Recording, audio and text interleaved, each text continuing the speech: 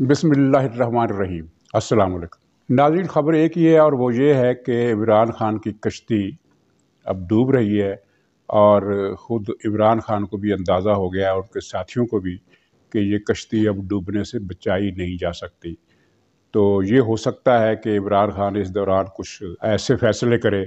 जिनके नतीजे में पाकिस्तान के मसाइल और बढ़ जाए, लेकिन किश्ती का डूबना तय हो चुका है और इस हवाले से कई डेवलपमेंट्स हुई हैं, जिनमें कुछ मुलाकातें भी हुई हैं। ऐसी मुलाकातें जो सीगा राज में रखी जाती हैं लेकिन सीगा राज में रहती नहीं हैं। इनमें जरदारी साहब भी एक्टिव हैं, यूसुफ रज़ा गिलानी साहब भी एक्टिव हैं, शहबाज शरीफ साहब भी एक्टिव हैं, ख्वाजा आसिफ भी एक्टिव है। यहाँ ये बात आपको मैं बता दूं कि मामला जो आगे जा रहे हैं उनमें मुस्लिम लीग का मुफाहमती ग्रुप जो है वो पीपल्स पार्टी के साथ मिलकर चल रहा है तहरीक अदम एतमाद के लिए। और तहरीक अदम एतमाद के लिए अभी तक नवाज शरीफ का जो दस्तखत ज़रूरी था या अंगूठा ज़रूरी था, उसकी मंजिल तो अभी नहीं आई। लेकिन ये कहा जा रहा है, मुस्लिम लीग के ज़राए ये कहते हैं और जिनका ताल्लुक मुफाहमती ग्रुप से है, कि जो मामलात हल तलब हैं वो भी दूर हो जाएंगे और शायद एक्सटेंशन वाली शर्त भी विदड्रा कर ली जाए, उसके इवज़ कुछ और शर्तें लगा दी जाए। यानी कि इशारतन कह रहा हूँ कि जब कभी मुस्लिम लीग की हुकूमत आई या सिविल हुकूमत आई तो फिर कुछ ऐसे इक़दामात नहीं किए जाएंगे जिनको वो नहीं चाहते कि वो किए जाए इस्टेब्लिशमेंट वाले। तो मेरा ख्याल है कि शायद इस बात पर कुछ कंप्रोमाइज़ हो जाए कि ठीक है, जो हुआ सो हुआ, हम माजी की तरफ एक्शन नहीं लेंगे। जिस तरह के परवेज़ मुशर्रफ के बारे में कि एक्शन लिया गया था जिसका बहुत नुकसान हुआ जमहूरी क़ुव्वतों को और मुल्क को और सारी सिस्टम को, अगरचे वो इक़दाम हक़ बजानब था और उसको किया जाना इसलिए भी ज़रूरी था कि आइंदा के लिए मामला साफ चलता रहे, लेकिन वो एक हादसे में बदल गया और फिर उसके बाद जो कुछ हुआ आपके सामने है। तो किश्ती डूबने का एहसास खुद हुक्मरान पार्टी के अंदर भी है और इस सिलसिले में जो सबसे ज़्यादा जिस मामले को वाक़े को कोट किया जा रहा है वो पंजाब के गवर्नर मोहम्मद सरवर साहब का मामला है, जिन्होंने लंदन में तकरीर की। लंदन में जिस तकरीब में उन्होंने ये खिताब किया जिसमें उन्होंने कहा कि पाकिस्तान को IMF के हाथ बेच दिया गया है, यानी उनके अल्फाज दूसरे थे, लेकिन मतलब उसका 100% यही था कि पाकिस्तान को IMF के हाथ बेच दिया गया है। तो उसकी तशरीह भी यही की जा रही है कि गवर्नर सरवर जो है वो नई जो पख्तोपज़ हो रही है उसका हिस्सा है। लेकिन जो तकरीर रिपोर्ट नहीं हुई या कम रिपोर्ट हुई है वो ये है कि उसके वज़ीर आज़म के इमरान ख़ान के एक मुशीर है तिजारत बराए यूरोप, यानी ये भी पता चला कि इमरान ख़ान ने तिजारत के भी कई मुशीर रखे हुए हैं, अमेरिका के लिए अलग है, अफ्रीका के लिए अलग है। जैसे पाकिस्तान की तिजारत जापान और जर्मनी से भी बढ़ गई है, तिजारत हमारी सिफर है और मुशीर इन्होंने हर जोन के अलग अलग रखे हुए हैं। तो वो मुशीर साहब थे जहांगीर, कोई साहबजादा जहांगीर कोई ऐसा नाम था। तो उसने इस तकरीब में खिताब किया और कहा कि PTI के लोग हुकूमत को बचाने के लिए ज़ोर लगा दें। लंदन में बैठे हुए कारकुन क्या ज़ोर लगाएंगे। और उस साहबजादा जहांगीर ने ये फ़िक्रा भी कहा जो ज़ेर बहस रहा वहाँ लंदन में कि इमरान ख़ान की किश्ती तूफ़ानों में घिर गई है। PTI का सफ़ीना जो है वो तूफ़ानों और बहरानों की ज़द में है और घिरा हुआ है, हमें इसको निकालना है। तो ज़ाहिर है इसका मतलब साफ ये है कि सूरत हाल की संगीनी का एहसास PTI के अंदर भी मौजूद है। और गवर्नर सरवर साहब के बारे में ये बिल्कुल वाज़ेह किस्म की इत्तला मिली है कि वो पार्टी के अंदर बागी धड़े के साथ उनके राब्ते हैं, और सिर्फ बागी धड़े के साथ ही नहीं बल्कि काफ लीग के साथ भी राब्ते हैं, पीपल्स पार्टी वालों के साथ भी राब्ते हैं, जहांगीर तरीन ग्रुप के साथ भी उसके राब्ते हैं। और इन राब्तों का जो मकसद है वो मोहतरमा गुल बुखारी साहब ने कल एक ट्वीट में वाक़े का जिक्र किया और फिर बाद में उसकी तस्दीक भी हुई। उन्होंने ट्वीट में लिखा था कि मोहम्मद सरवर साहब अपनी निजी महफिलों में बेतकल्लफ अंदाज में इमरान ख़ान को मोटी मोटी गालियाँ देते हैं। ज़ाहिर है मोटी मोटी गालियों को कोट अनकोट तो नहीं नकल किया जा सकता, इतना कह देना ही काफ़ी है कि मोटी मोटी गालियाँ देते हैं। और ये बात PTI के कुछ दीगर ज़राए ने भी इसकी तस्दीक की है। न सिर्फ ये कि तस्दीक की है बल्कि ये भी बताया है कि अलीम ख़ान भी इमरान ख़ान को मोटी मोटी गालियाँ देते हैं अपनी निजी महफिलों में। तो बहरहाल अलीम ख़ान, काफ लीग, जहांगीर तरीन और ये सरवर, ये सारे लोग इकट्ठे हैं और पीपल्स पार्टी से राब्ते में। اور پیپلز پارٹی کی کوشش یہ ہے کہ ان سب کو پیپلز پارٹی میں شامل کر لیا جائے، اپنے اندر سمو لیا جائے، کیونکہ پیپلز پارٹی والوں کا یہ کہنا ہے، کل ہی ایک صاحب نے بتایا بڑے ذمہ دارانہ طریقے سے، کہ ہمارے اسٹیبلشمنٹ کے ساتھ معاملات طے ہو گئے ہیں۔ معاملات طے ہونے کا مطلب ایک تو وہ ہے جو اس سے پہلے لیا جاتا تھا، جو اب ختم ہو چکا ہے، کہ مرکز میں پیپلز پارٹی حکومت بنائے گی اگلے الیکشن میں، لیکن یہ مطلب اب اخذ نہیں کیا جا سکتا، کیونکہ یہ جو ڈیل ہو رہی ہے اس میں یہ بات شامل ہے کہ اگلا الیکشن کسی مداخلت سے پاک ہوگا اور کسی انجینئرنگ سے پاک ہوگا۔ ہاں، اتنی انجینئرنگ ہوگی کہ مسلم لیگ نون کے مقابلے میں بہت سارے دھڑوں کی حوصلہ افزائی کی جائے گی کہ وہ اکٹھے ہو کر الیکشن لڑے، جس طرح کہ ہمیں نظر آ رہا ہے کہ پیپلز پارٹی اور ترین اور یہ سارے گروپ جو ہیں سرور صاحب کی، یہ سارے ایک قسم کا الائنس بنائیں گے،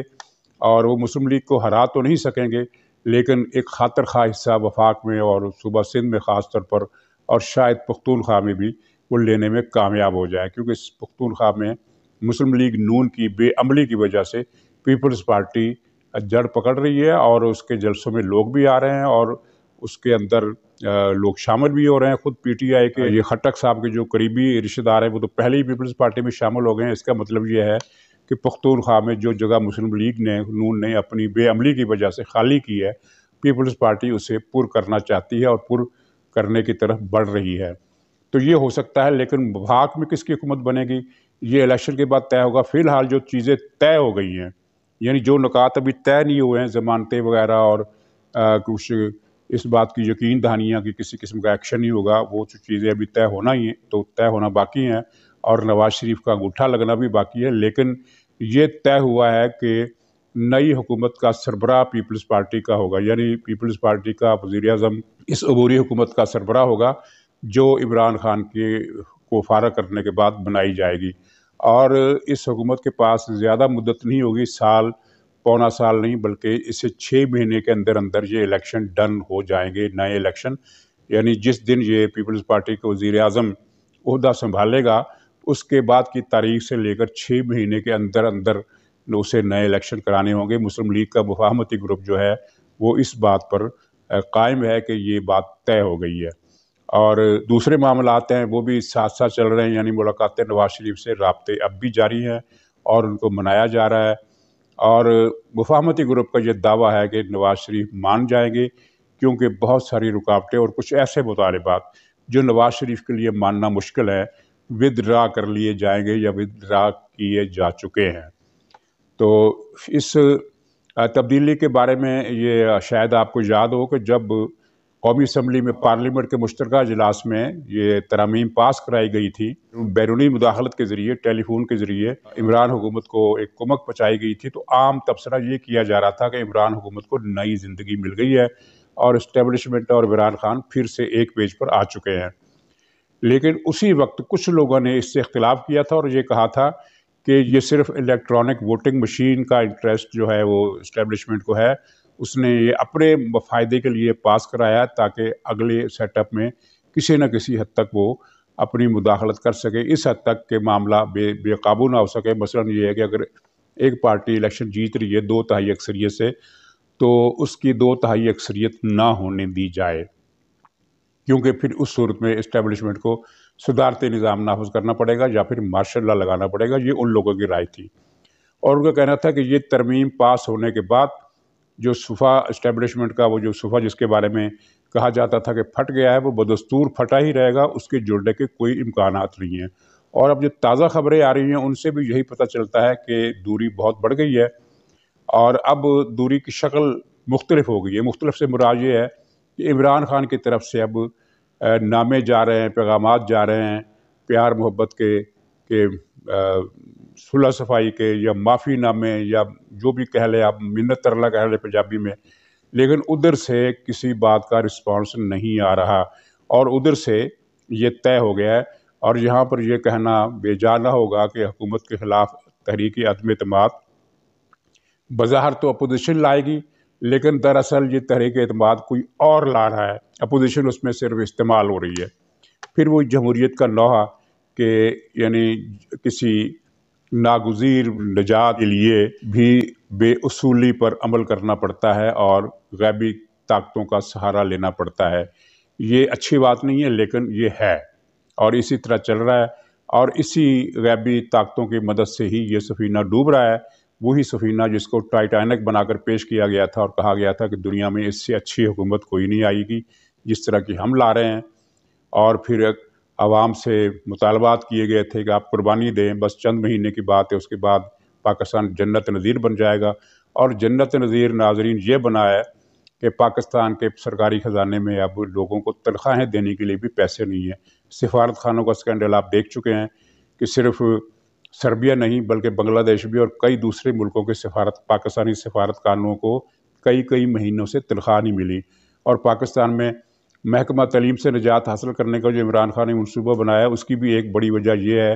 کہ تنخواہیں دینے کے لیے پیسہ نہیں۔ یہ تعلیمی اداروں کو بلدیات کے ماتحت کر رہے ہیں تاکہ تنخواہوں کا جو بوجھ ہے اس میں الاؤنسز وغیرہ کٹ جائیں اور یوں تنخواہیں 40% کم ہو جائیں، یوں اس طرح قومی خزانے پر جو بوجھ نہ پڑے۔ قومی خزانہ خالی ہے۔ قومی خزانہ کیوں خالی ہے؟ حالانکہ اس حکومت نے پاکستان کی تاریخ میں بلکہ دنیا کی تاریخ میں سب سے زیادہ ٹیکس لگائے ہیں، اور ابھی ٹیکسوں کی ایک لہر آنے والی ہے۔ 250 یا 350 ارب روپے کی جو ٹیکسز ہیں وہ کسی نہ کسی طریقے سے عائد کیے جائیں گے۔ اگرچہ شوکت ترین نے یہ جھوٹ بولا میڈیا کے سامنے کہ ہم کوئی نیا ٹیکس نہیں لا رہے، لیکن FBR کے چیئرمین نے اس کے جھوٹ کا بھانڈا پھوڑ دیا اور کہا کہ منی بجٹ تیار ہے اور بس وزیر اعظم کی منظوری کا انتظار ہے۔ اسٹاک مارکیٹ کا جو زوال ہے، اس کی جو تباہی ہے، اس کے پیچھے بھی یہی کہانی ہے کہ سرمایہ کار ملک سے بھاگ رہے ہیں، سرمایہ ملک سے نکل رہا ہے، بیرونی سرمایہ آنے کا امکان نہیں ہے، جو پاکستان میں موجود ہے وہ بھی بھاگ رہا ہے، اور اس سرمایہ کے اس فرار کا ذمہ دار اسٹیبلشمنٹ عمران خان کو سمجھ رہی ہے، جس کی وجہ سے پاکستان آنے والے مہینوں میں اور زیادہ ناقابل بیان حد تک قسم کی مشکلات اور دشواریوں کا شکار ہو جائے گا۔ تو اس تناظر میں یہ تبدیلی کو دیکھا جا رہا ہے، اور یہ اس پروگرام میں جو کچھ میں نے عرض کیا اس کا مطلب یہ نہیں ہے کہ میں اس ساری اسکیم کا حامی ہوں جو نافذ ہونے جا رہی ہے۔ میں اس کی حمایت نہیں کرتا، کیونکہ میرا اصولی موقف وہی ہے جو ہر جمہوریت پسند پاکستانی کا ہے کہ پاکستان میں جمہوریت کو کسی مداخلت کے بغیر چلنے دیا جانا چاہیے، اور جمہوریت ہی پاکستان کے مسائل کا حل ہے۔ لیکن جو میں نے عرض کیا وہ اس بات کی طرف اشارہ ہے جو کچھ ہو رہا ہے، یعنی ایک چیز جو ہمیں چمٹی ہوئی ہے، ہماری بحرانوں کی جو وجہ ہے، اس کی طرف میں نے اشارہ کیا ہے کہ اب جو تبدیلی آ رہی ہے وہ تبدیلی بھی جمہوری اصولوں کے مطابق نہیں آ رہی بلکہ بیرونی مداخلت کی وجہ سے آ رہی ہے، اور ہو سکتا ہے کہ یہ آخری بیرونی مداخلت ہو، اس کے بعد جمہوریت اپنے پاؤں پر کھڑا ہو جائے۔ اچھی بات ہے اگر ایسا ہو، لیکن فی الوقت جو کچھ بھی ہو رہا ہے وہ وہی کچھ ہو رہا ہے جو ہمیشہ سے ہوتا ہے کہ حکومتیں لائی بھی بیرونی قوتوں کی مدد سے جاتی ہے، اور حکومتوں کو نکالا بھی بیرونی طاقتوں کی مدد سے۔ بیرونی طاقتوں سے مراد یہاں غیر ملکی طاقتیں نہیں ہیں، بلکہ پاکستان کے اندر جمہوریت کے دائرے سے باہر جو قوتیں ہیں ان کو میں نے بیرونی قوتیں کہا ہے۔ تو ناظرین یہ ہو رہا ہے، اور اب دیکھیے کہ یہ معاملہ کب ہیٹ اپ ہوتا ہے۔ ہیٹ اپ تو ہو چکا ہے، لیکن اس کے جو مظاہر ہے وہ ہمیں کب تک نظر آنا شروع ہو جائیں گے۔ بتایا یہ جا رہا ہے کہ 15 دسمبر کے بعد کی جو تاریخیں ہیں ان میں کئی واقعات رونما ہو سکتے ہیں، بلکہ مجھے ایک سینئر صحافی میرے جو کولیگ ہیں انہوں نے کہا کہ شاید چند دنوں میں ہی کچھ اور واقعات دیکھنے کو ملیں۔ انہوں نے یہ کہا کہ یہ اسٹاک مارکیٹ کا واقعہ ہے، اس کو بھی ایک اہم واقعہ سمجھا جائے۔ تو میں نے پوچھا اس کا کیا مطلب ہے، کہ کیا یہ بھی انجینئرڈ تھا؟ تو اس نے کہا کہ نہیں، یہ انجینئرڈ تو نہیں تھا، یہ عمران خان کی نالائکی کا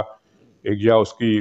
معاشی پالیسی تباہ کاری کا نتیجہ ہے، لیکن اس واقعے کو جس طرح استعمال کیا جائے گا اسے ہم انجینئرنگ کے کھاتے میں داخل کر سکتے ہیں۔ تو ناظرین انجینئرنگ کے ان نئے شاہکاروں کا انتظار کیجئے جو آپ کے سامنے آنے والے ہیں، اور مجھے اگلے ولاگ تک کے لیے اجازت دیجیے۔ خدا حافظ۔